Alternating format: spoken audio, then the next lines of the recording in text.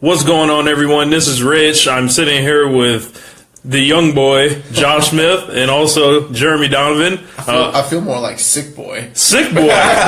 Gimmick change. Yeah, part of the flock. 1997 WCW. Yeah, man. So we are here to talk about the NXT Takeover Philadelphia show. And how was it? I originally botched this and went live on my own timeline instead of going in the group, but that's okay. It's feeling better this time. It is. Yeah. Okay. So like you were saying, like normally you start with like a bad take or something like that. So that was a bad take. That was a practice. That was a practice. Make sure we were ready. Yeah, man. So what do you guys think about this show? NXT, they never disappoint when it comes to Takeover since the very first one. And again, I was not disappointed by tonight's show. Another solid show from NXT. I thought that it was a great show. Some people think that every match on a card needs to be near 5 stars for it to be like blowaway, but I don't really think that's the case. As long as you have a great variety, everything is solid and delivers, and storylines progress, and that's what happened on this show. Everything tonight was really, really good. Was it the best takeover of all time? No.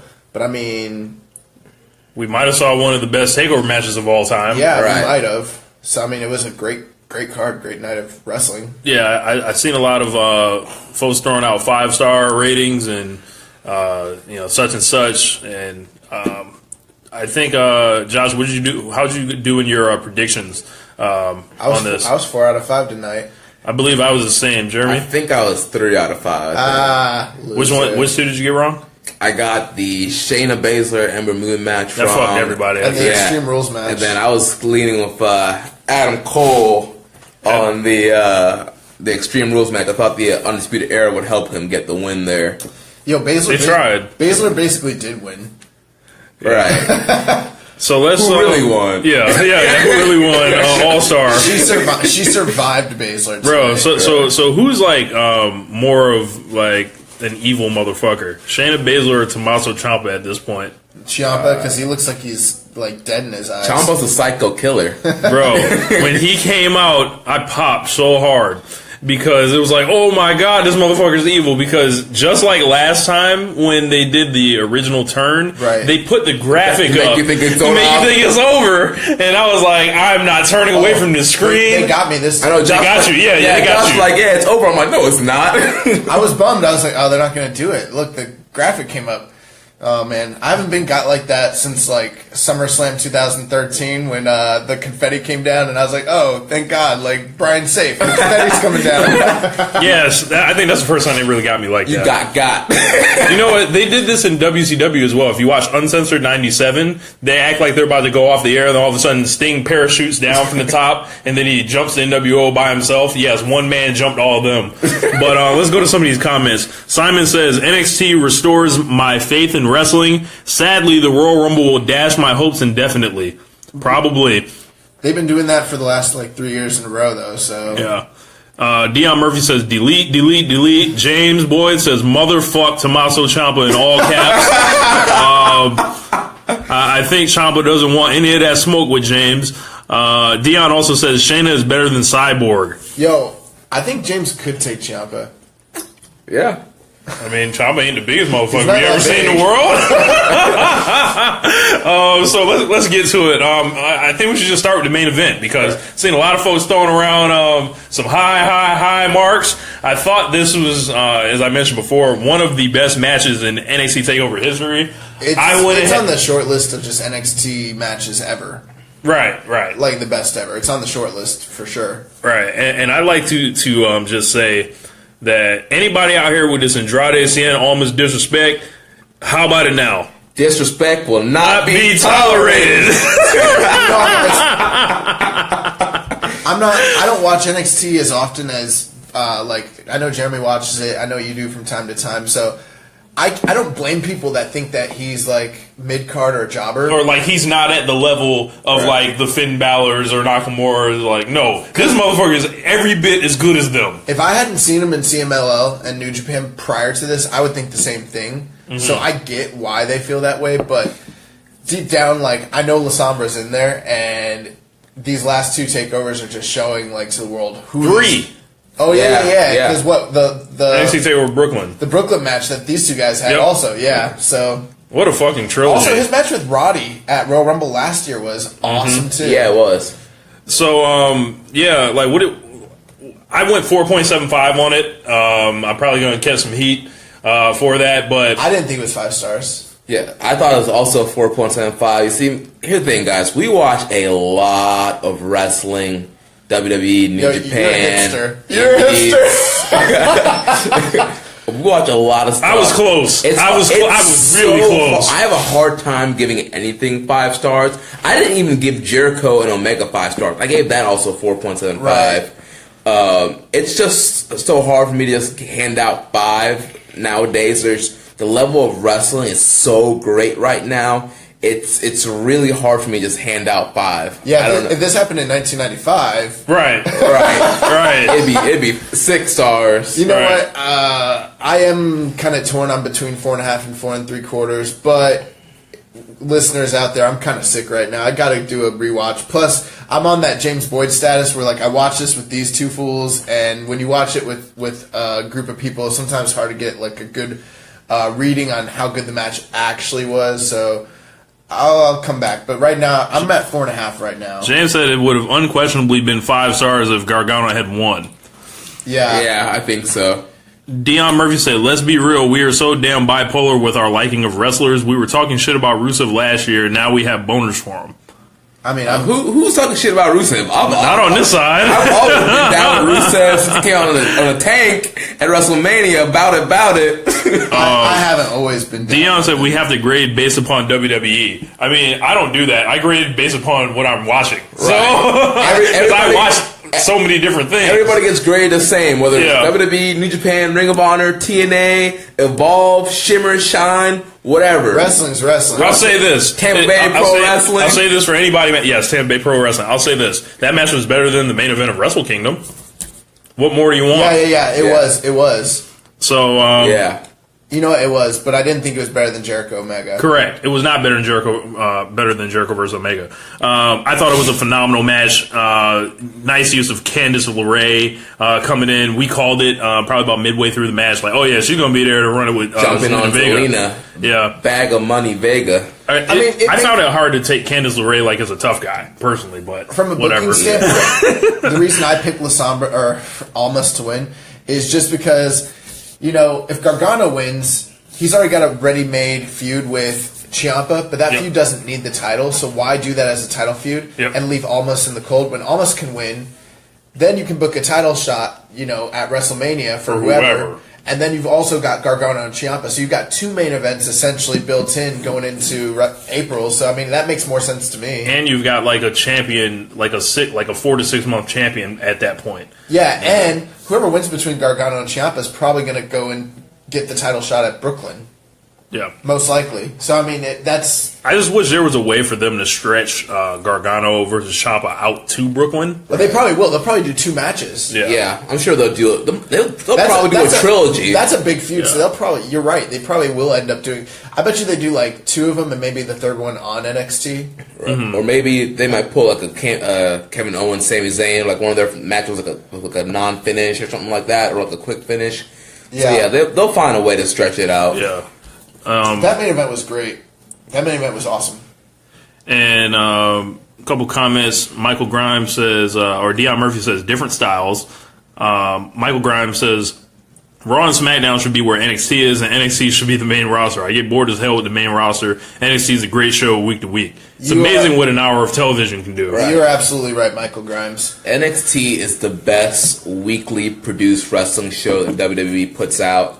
And I feel like it's underrated. A lot of people, they complain about the 3-hour Raws and the 2-hour SmackDowns and the inconsistent storylines, yet WWE has the golden product right here for you. NXT every week an hour, and yet nobody watches it. Bro, NXT is the best, not just television show that WWE is producing, it's the best wrestling television show out there. With the drop-off of Lucha Underground and then like TNA and Ring of Honor, even though they're both doing okay. I mean, it's a better program than they are, and overseas. I mean, it's not like New Japan's putting out a weekly show or anything. So Right. I mean, it's the best. Last week you had Gargano and Velveteen Dream. You've had Gargano and Hero before. Roderick Strong and Almas. They've been on fire on TV lately. And McIntyre. Dunn and Bate. Dunn and Bate. You had the Last Woman Standing earlier this year. Roderick Strong and freaking McIntyre. Right. Roderick Strong and Bobby Roode. They do big matches on TV, and I told this to Josh earlier. Like, you're guaranteed at least one pretty good match on NXT TV every week. Dion Murphy says, and this is funny based on what you said during the show. He said, Josh, he said Macho Man and Elizabeth equal Gargano and Candice. Yeah, because I was saying that sometimes Gargano's hair gets kind of crazy, and he's got a bald spot in the back, and he's great at selling the leg, just like Macho. Dion says we need call-ins to this show so we can have debates. We're just on the Facebook Live thing, so I'm not sure how I can get you on, Dion, and I don't have my speaker set up with me, but we will be making that happen in the future. Debate what? James says because feuds shouldn't be bigger than the belt. I don't remember the context in which we said that, James, so I can't tell if you're being facetious. He's talking about me saying that I didn't think that feud needed the belt. Gotcha. Yeah. No, I mean, hey, I'm not saying that it couldn't have the belt involved in it. I'm just saying that business-wise, they can have two storylines instead of just one. Right, you have two big feuds. It's like why put the belt on like the belt in the part-timer storyline, right? When you can do like the belt, you can do the part-timers, like you can have just more real estate. Right. James said, because it would mean a 6 hour of weekly WWE TV, no matter how good it is, it's a really tough ask. I remember floating this out before. I was like, just stop watching the other shows. Right. I was like, if you were to trade 205 Live and NXT for Raw and SmackDown, how do you lose? You don't. Yeah. You don't, because all you got to do is watch the pay-per-views, and that's all that matters. Right. Dion says, debate what? Y'all turning heels on us. I'm just joking. It's all love, Dion. Yeah, so I went 4.75. I do think it's one of the best matches in NXT history. Before that, what was it? Was the semi-main event? The Extreme Rules match between right. Adam Cole, baby. I thought it wasn't supposed to be Extreme Rules match. It was supposed to be a Philadelphia street fight, quote unquote. No, it was Extreme Rules, just that it wasn't based because they were in Philadelphia, because ECW is a thing of the past, yet they had Paul Heyman opening up the promo with the opening promo. Right. So, like, I think they did a lot of risky, dangerous, hard-hitting stuff. But it was not like a war to me, and it didn't feel like epic. It was like they were trying too hard. Right. Well, there's a lot of downtime in that match, and I'm not like... I don't know. You know, if it was me and I was taking those bumps, I'm sure I'd be wanting a lot of like downtime too. Right. So I mean, I'm not knocking them, but the timing of the match was a little slow.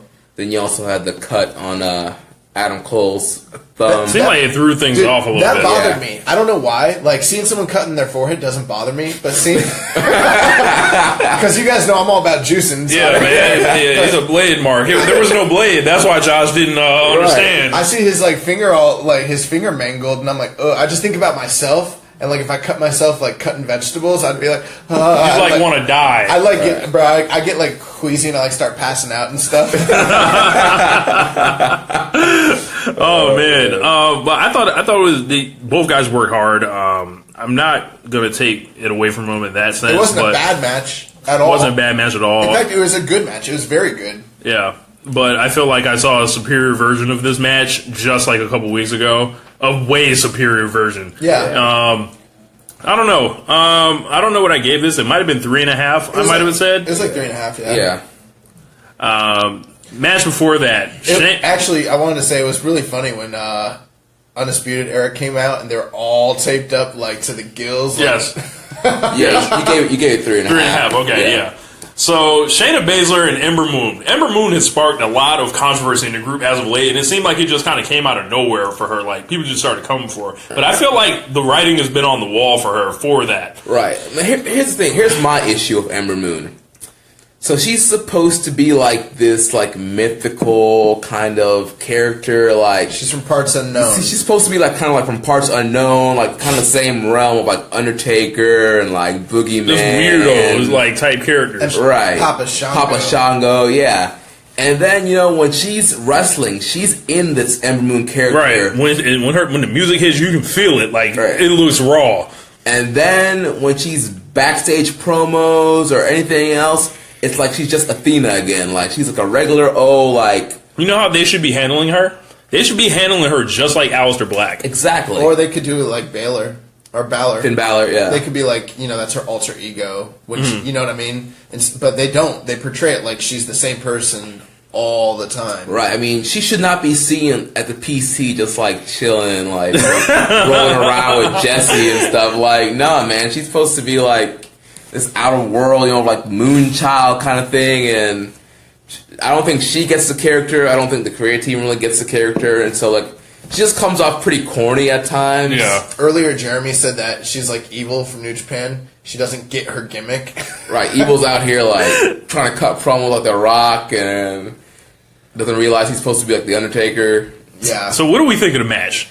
I loved it. Yes. Yes. It was very good. I loved it. But, there's people that I could understand why they might not like it because everything they did was very basic. Very, very simple stuff. But, I'm a big fan of World of Sport, and you always see people that see like certain wrestlers like Zack Sabre, they're like, that's World of Sport. Bro, everything that and it's not, but everything Shayna Baszler was doing tonight, or Shayna Baszler, that was World of Sport style. Mm-hmm. All that arm work, because Rich, you don't like body part matches. Correct, and I like this one. Yeah, because everything she did looked so vicious. It reminded me of... I was like, oddly compelling, like the whole thing. If you watch Gentleman Jim Breaks from like 1982 and like 83, the stuff she was doing to her arms, that's the same stuff. I feel like she went and watched a bunch of World of Sport and just like learned all these arm techniques, because that's not MMA. That's British, like, pro wrestling. Mm. Is nasty. The stuff she was doing was so nasty. Bro, she's so believable and dangerous and just brings like a different feel to everything she does. Like, she walks a certain way and it's just like, yo, she's not here for anybody in the audience. She's here to choke you out. She lost the match, but it feels like she still won. Yeah. Yeah, man. I was really thinking they were going to, I thought they were going to put the title on her. Same here, man. And I think it might be a mistake that they didn't. I wanted them to put the title on her, man. She busted on the scene on NXT TV. As Granny Alvarez said, she's a bully. I don't like her.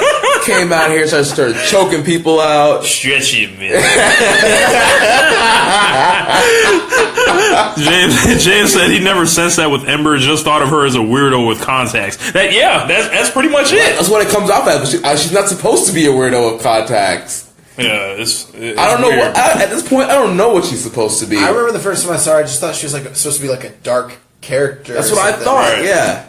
I don't know. We don't know. Yeah, we don't know. But I thought the match was like very well done. Shayna Baszler has like her own style that isn't necessarily like any of the other women's. It didn't feel like any other NXT women's title match that we've ever seen, because most of the time it's just like, to me, it's like an athletic exhibition. They may throw in some body part stuff, but they're definitely like going for all the false finishes and everything like that. It had some Kevin Owens, Sami Zayn, the first match type feel to it. Like, she's dangerous, right? One thing we were talking about the storyline coming in, and I said that Ember Moon's a stupid babyface because she gave her a title shot without even having to earn it, and I was like, "Yo, that's some Sting 1990s stuff." And I responded, I was like, "You should never ever book your babyface champion like Sting, ever." Right. James says you can be basic when you're believable as a badass. Shayna's that, Brock's been that, and Rousey can be that. Yo, right now, if Rousey wrestled Baszler based off how Baszler just came off, I know in a real fight, of course, Ronda's going to destroy her. Mm-hmm. But I take Baszler in the WWE. That's how believable she is. Like, she comes off like she knows what she's doing. Yeah. I feel like she's going to be such a big star. So do you think they're running back in New Orleans? Oh, yes. She's definitely got... It can be either... New Orleans, or Shayna could fuck around and win that shit on TV. Right, because I was thinking that they were going to do Shayna and Kairi Sane rematch in New Orleans. So I thought Shayna was going to win Maybe here. Maybe it's a three-way. And then we throw Kairi Sane in there. We need to get this... I think they do a three-way. We need to get this tag team of Shayna Baszler and... I'm messing it up. What's his name from... who's the MMA... Matt Riddle. Shayna Baszler and Matt Riddle in the Mixed Match Challenge too. And everybody has to decide their own finishes. You call them the straight shooters. Yes. Yes. Michael Grimes says, James, I feel like you get mad critical of everyone. I don't know. I don't think I know anyone you actually like. James is a big fan of baby faces. He likes Sting. He likes Sting. He loves Bailey. Bailey, Gargano. He likes Roman. Yeah. Yeah. Yeah. I would say so. I wouldn't say that James is critical of everybody, but I think like WWE's kind of. He likes Okada. Yeah, he likes Okada a lot. Simon says, fuck out of here with that Rousey talk, James. LOL. Hey, I mean, she's my pick to win the Rumble tomorrow. She's also my pick, too. Oh, man. She ain't coming to do no job. So I'm hoping she sticks to her word and that she's out the country. She's not. It's a work. We're getting work, man. We're getting work. Oh, man. So the second match of the night, Velveteen Dream and Cassius Ohno. There were a few miscommunications in this match, to say the least. But aside from the match, I think you have to look at it as another storytelling match. No, as another match for the Velveteen Dream to establish real estate as being the next big star in NXT because people just love this guy. Dude, he's hot as a sun right now. He's so hot right now. Dude, so Cassius Ohno, even though he hasn't really, done anything substantial in NXT, it wasn't like this was an NXT crowd coming out to watch him. If you listen to this crowd, they were throwing up 2 sweets all night. They were throwing up. This was a smarky smart crowd, and guess what? They love Chris Hero. Yeah. This is a Ring of Honor crowd. This is a Ring of Honor crowd. They're not going to boo Hero, but guess what? They did not cheer Hero tonight. That's how hot Dream is. Yep. Dream is so hot that Philadelphia crowd was just all in on him tonight, right. And it wasn't because they don't like Hero. Yeah, it's just that's how hot Dream is. I thought it was an odd dynamic. It was like I didn't think Ohno could be an effective babyface because Velveteen Dream was just so like everything he does is just so over. Like with the hair, with the outfit, with the whole knockout thing. This guy is a fucking superstar, and I just think it's a matter of time before he's wearing a belt in either NXT or on the main roster as a world champion one day. Yeah, I commented, I was like, put the belt on this guy immediately. And let him beat everybody. Well, with the whole story of how Cassius Ohno is supposed to be this knockout artist, and how fast did Dream say he's going to be able to knock him out? Like 30 seconds. 30 seconds, yeah. So when he came out wearing the boxing gear, I was like, this man's on a different level. Yes. Like, I don't know, man. It just reminds me of Shawn in 92, like on his first heel run, coming out with like Sherry and like the mirrors and just extra stuff to extra. help him. Yeah, like to enhance him, yeah. Whoever's like helping him with like designing his whole like gimmick right now, they're doing an awesome job, and I just hope that it translates to the main roster because that's always my biggest fear with NXT, and this is the biggest win of Dream's career. My thing, this is something I said tonight. I've never heard anybody else say this, but it was just like this analogy that popped in my head. And for those of you listening that are like TV junkies or really like TV shows, I know James Boyd is actually a bigger one than I am even. But to me, Velveteen Dream is WWE's version of Stranger Things. Stranger Things was like, it's this, amalgam of all these different pop culture like references and TV shows and movies from the 80s and, all that. And you combine them to create this amazing show that's its own thing that also came out of nowhere and became this huge hit. To me, that's what Dream is. Because Dream came from out of nowhere. And when he first was in NXT, people were clowning this dude. Yep. They thought he was going to be nothing. And then when I see him perform, I'm like, I see Ali, I see Rick Rude, I see Shawn, I see Macho, I see like all these different influences. Like a big gumbo. Yeah, Prince, obviously. Yep.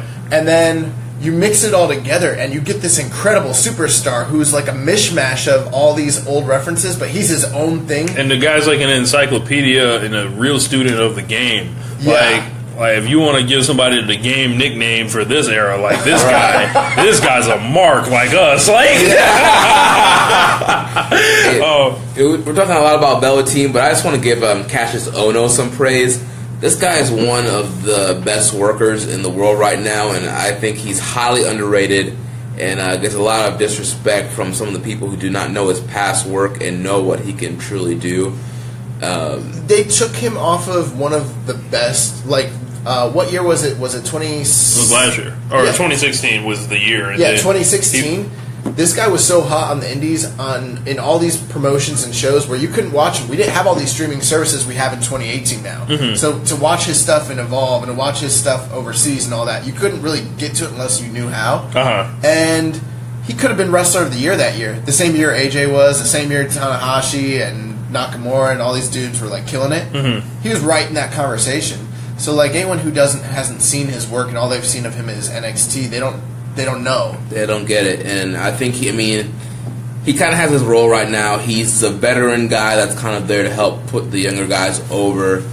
But I think he could do so much more, and I think he could be utilized well on the main roster. I don't know if Vince would get him or know what to really do with him. I think you use him as like one brand has Kevin Owens, the other one has Cassius Ohno. Right. And you turn him heel, and you let like your baby faces that you want to come up fight with that guy. Like I think a Roman Reigns and Hero Feud would be really good because you can play off the real life nature of like, I replaced you, I took your spot or whatever, and something like that. I think that would be interesting. That was a built-in feud. I mean that's what they should have done from the jump. Have Ono come back on the main roster and like call out Reigns like I'm here for my spot back. The thing with Ono is I don't know that you took everything away from me. Like you can be like vague in those terms where it's not like it completely exposing the business or whatever. Like I know why I'm here. Like like that Scott Hall, you know why I'm here. You know who I am, but you don't know why I'm here. Like I don't know. I feel like at that point they'd have to tell the story because I don't feel like people would know enough. You know what I mean? Like not enough of them. People will figure it out. No, regular fans won't figure it out. Regular WWE fans do not know what's going on with that sort of stuff. But with that being said, I don't know that we'll ever see him make it to the main roster. But either way, it doesn't matter how bad they book him or what they do. He's such a talented worker, and he has so much real estate on the indies that he's got a job for life on the indies. And he's gonna draw. He's gonna make money. The only reason that WWE really brought him in, it wasn't to be a utility player. It was to cool him down, to get him under. Because how good was this match tonight? It started off really, really good. Got slower, and then there was some few hiccups. Yeah, and then the finish was great. Big win for Velveteen Dream. I don't know if the mistakes were because Velveteen's inexperienced or because of Cassius Ohno's he's overweight and kind of out of shape right now. I don't know which one it was, or maybe it was just miscommunication on both their parts. But there was like several botches, and once they started, they just kept coming. But that finish with that elbow drop was from the post. That was I never sick. seen anyone do that, so that was really, really awesome. Then we had the opener before that. That was between AOP and what looks to be their farewell against the Undisputed Era. Guys, I'm going to throw it to you on this one because I had a kind of a hard time getting into this match, and I was kind of just watching it. It was really good. I mean, it's basic storytelling. You have two smaller guys that are the heels, two bigger guys the babyface. You gotta chop them down. I know you hate the body part matches. I think that's why I had trouble getting into it. Right. They had to chop them down. I know you hate the body part matches, but I mean, logically that makes sense. I'm a smaller guy. I'm fighting a bigger guy. I have to chop him down. I have to take his legs out and try to submit him before he overpowers me and with his throws and strikes. And people who've watched Red Dragon and like Ring of Honor, New Japan, you know these guys incorporate MMA into their style. And they kind of do like this shoot-based kind of wrestling. Especially O'Reilly. Right. So it kind of made sense with their style to incorporate all these like MMA holds, the knee bars and like the arm bars and stuff that they were doing. And a lot of the heavy like knee strikes and elbow strikes. I thought this story was very logical, made a lot of sense. The reversals were done really well. There was a great flow and chemistry between these two teams. I am a kind of... sad to see AOP go at this point because I feel like they can have more matches like this. I thought it was a really, really, really good match. And once they got past the whole, what they do in WWE with the shine and then the heat and then the hot tag and all that. Once they got past that and they started getting into the sequences at the end where it just started breaking out and it got wild. That's when the match really elevated because it went outside that standard formula. And then that surprise finish at the end made sense because it kept AOP strong because they were dominating the match and then they just got rolled up and the freaking heels got a sneak win out of nowhere. They survived them again. You know? Right. Barely, yeah. Barely. AOP, so they should be headed to the main roster now, right? They probably are. Yeah. Well, I guess so. We'll see what happens. Can we evaluate if this was the end? Can we evaluate their run now? Like, I think it's a good time we can like look at them and give them their props because when they first came on the scene, they were green as grass, right? And they were the other team. They were the Dudley Boys of the of the DIY and the Revival. You mean like they're the most dominant tag team of... Man, they weren't Edge and Christian. They weren't the Hardys. I know that. Listen, let's be honest here. Edge and Christian and the Hardys are not as good of tag teams as the Dudley Boys. They're not. They're not. Historically speaking, they're just not. Bro, the Dudleys haven't done anything but be booked to win a bunch of championships. Yeah, because they're better tag teams than those two tag teams. Look, I do not agree. Like they're the other team in WWE lore. This is not about ECW. This is not about TNA. Just because they weren't jumping off the ladders as much. They as were doing flips. They weren't doing none of the hot stuff. They were getting landed on. Like ain't nothing impressive about that. I bet you anything I could find more better straight tag team matches with the Dudleys than I ever could of Edge and Christian and the Hardys. Not involving a ladder. I guarantee you I could. I don't know, man. I don't know, bro. I don't know because I know you don't know, but I know. I ain't never seen a great Dudley Boys tag team match ever. Have you ever seen a great Edge and Christian tag team match or a great Hardys tag team match? That was the wave back then. Straight tag team match. I don't even know if they had those back then. Exactly. Yeah. But neither did the Dudleys. Yeah, they were always falling through tables. They've had so many. Their whole gimmick is about hey, you go get the big black guy. You go get the tables. That's the whole thing. Like, that's what when they brought their old ass out on Raw 25, what did they do? They put someone through a table, But I'm sorry, I gotta kind of agree with Josh on this. I feel like the Dudleys have had more straight tag team matches. Especially in WWE, honestly, they really didn't start doing table stuff until a little bit later. Like, I felt like they had more straight stuff with like APA and like some of these other teams like Crash and Hardcore. That sounds awful to watch.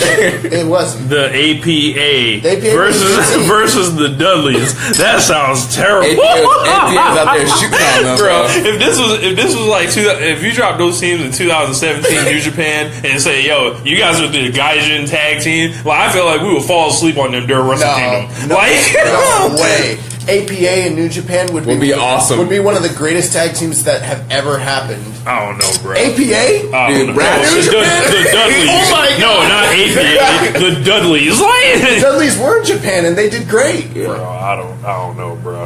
I'm gonna have to see for myself. But back to what I was saying about AOP. I think those guys came a lot. They came very far in a short amount of time. When I first started seeing them wrestle, I saw a live match with them and what are they?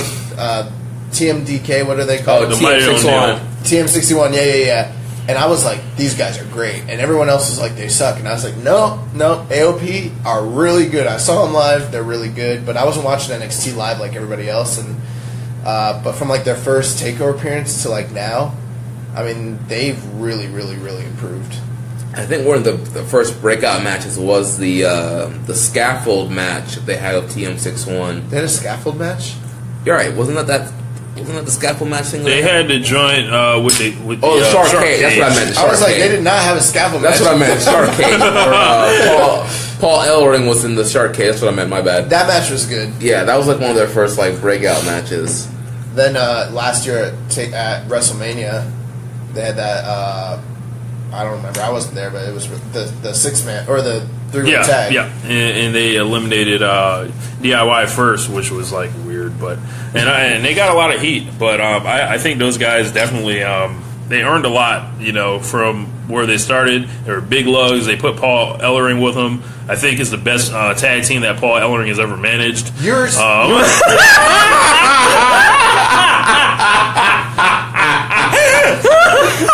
On the road You guys think we all get along because we're all friends, but we have very different opinions. The Legion of Doom is the greatest tag team that has ever existed. Oh my God. The Legion of Doom ain't better than the Young Bucks. Yeah, they are. Legion of Doom ain't better than the Usos. The elite. They ain't better than the Bar. I know that. Yo, you guys ever like played Monopoly and you get pissed because you're losing, so you want to flip over the. I'm ready to shut the podcast down. Hey, here's the thing. I actually like the Road Warriors. No, listen, I'm ready to shut the podcast down, kick everybody out. Yes. You guys are in Strong Style Studios. Yes. You guys need to respect this place. Oh, man. Hey, I actually like the Road Warriors. I loved them as a kid. I thought they were like a great tag team for that era. This is a. Hey, man, I like the Steiner Brothers better than the Road Warriors. I love the Steiner Brothers. Yeah, I love Steiners too. Harlem Heat, all that. Harlem Heat would have Road Warriors' ass. Look, either one of them better than Booker T? No. Like, and yes, I know he's carrying around Stevie Ray, but that's okay. Yo, listen. I watched that video you sent us where Stevie Ray said that he shot on Vader, and then I went and watched the match and like I couldn't find it at all. Bro, if y'all have not listened to Stevie Ray's podcast, it's absolutely hilarious. Just the way he describes all this stuff. Funny. It's so funny. That man pull a slapjack out on you. Yes. But yeah, I think that'll wrap up our NXT Takeover review. If you guys, James said, "Here goes Josh with this Road Warriors bullshit again." Oh man, yeah. So I guess we can get the audio. I'll throw this up on YouTube and try to rip the audio from there and pop it up on the feed. But make sure you guys check out all our shows. This was pretty fun. I'm the host of One Nation Radio. This is Rich. You guys? Yeah, Jeremy, keeping it strong style. Catch us every Tuesday with a new episode. This coming up week, we'll be covering the last 2 nights of Fantastica Mania and catching up for all the latest news in New Japan. And there's a lot of news. Yeah. There's been a lot. So get ready for another jam-packed episode. We'll be back tomorrow with One Nation Live from the Wrestling Squared Circle. We may have a guest on. I'm trying to nail down times and all that. Ooh. But in case it falls through, I'll tell you guys off air. But yeah, thank you guys for listening, and make sure you guys keep checking out everything else on the Social Suplex Podcast Network. Ricky and Clive Show. What up to my boy Ricky? It's his birthday today. I'm a Ricky Mark. Yes. Yes. Well, I'm a Clive Mark, so fuck you guys. Fuck you guys. Fuck you guys. And shouts out to the SMC podcast. Where's Caleb, y'all? Yeah. Where's my boy? Free Caleb. Free Caleb. They got him locked up. Look, they locked him up. They threw him away. Yo, they froze his contract. Yes, they froze this man's contract, and they're not allowing Caleb to work. This is unbelievable. Kayfabe News just came out with a story like a few minutes ago. Vince McMahon, screw it. I'm relaunching the World Bodybuilding Federation. Why not? Why not? I go pros next. Unbelievable. Y'all saw the banners. Right. He's ready. But I didn't see the banners because they were only on TV for like 20 minutes. Wow. I think that's a good place to leave it. Thank you guys for listening. We up out of here. See you.